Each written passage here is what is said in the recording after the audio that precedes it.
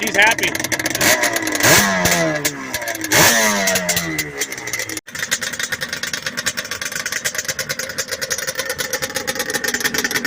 Doing a little jetting on the Banshee right now, guys. We're putting in 280 main jets, correct? Correct. Had 240s in it, guys. I'm not sure if Caleb got the recordings of him finding out what was actually wrong with it.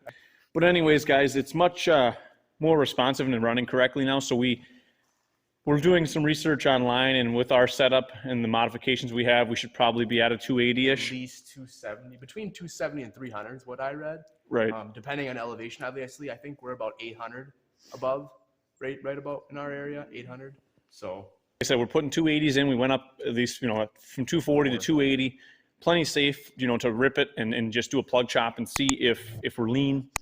Especially because it is winter too now, not summer, that it definitely wouldn't hurt regardless, even if it was. Right, and we're still breaking it in, so is what it is. Here, if you're curious what's the inside of one of those looks like, you can see that splash guard.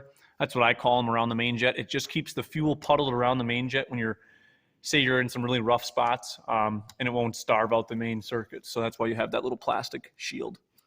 It's probably not a necessity if you didn't have one, but it definitely plays a part in terms of high-speed driving and rough terrain, stuff like that. So we're just tightening up the bowls, and then we'll put this set of carbs back on. I'll get a few clips of him putting it back on, and then we'll fire it up. Right, carbs are going back on the Banshee, guys. Try to get the light in here so you can see the lighting in our shop isn't the best. But our clamp setup on these sucks because the screws are all messed up. The heads of them, I'm saying, is we slotted them out to flathead or straight blades. Put your boost bottle clamp, you put those back on. Is that boost bottle clamp's not on? Oh, yeah, no. I just have to put those up. So anyways, guys, this has the aluminum boost bottle, which some say it's not as good as the stock. But I guess time will tell. And the slides, you got them in the right way this time. Yeah.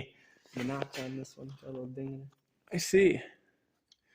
So we'll see how 280s runs. Slide caps went on good this time. Here's the Banshee minus the seat. We're just putting the seat on, guys. Finished up putting some lug nuts on. Tightened all the lug nuts because they were all loose. Got the carbs jetted like we said earlier, and then just tightened up all the stuff. We got to set the idle still and just fine tune all that. Just see how it runs for now, but just trying to get her all fitted in there nice. There she set in. We'll roll her outside. I want to take a nice little walk. We'll give you a nice little pan around this thing. But I don't think we haven't driven it yet since the rebuild, so we don't even know if it's going to drive. So hopefully the clutch works.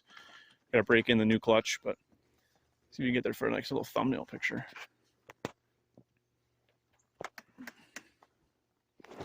Start her up for the first time and see how she goes.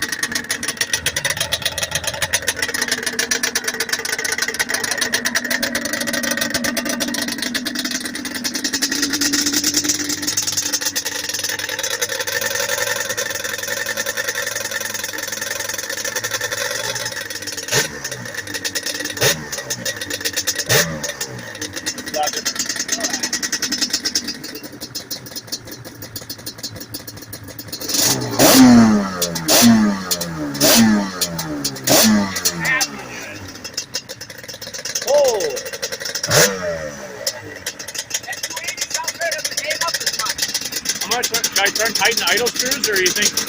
Nah, I think drive the one. Well, see, they're loose. See, they vibrate out. You got tighten them down one. Just where they're at. Well, that messes up your carb sync. You gotta tighten them here. Yeah, tighten it down.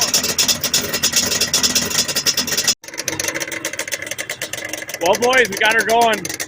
She's happy.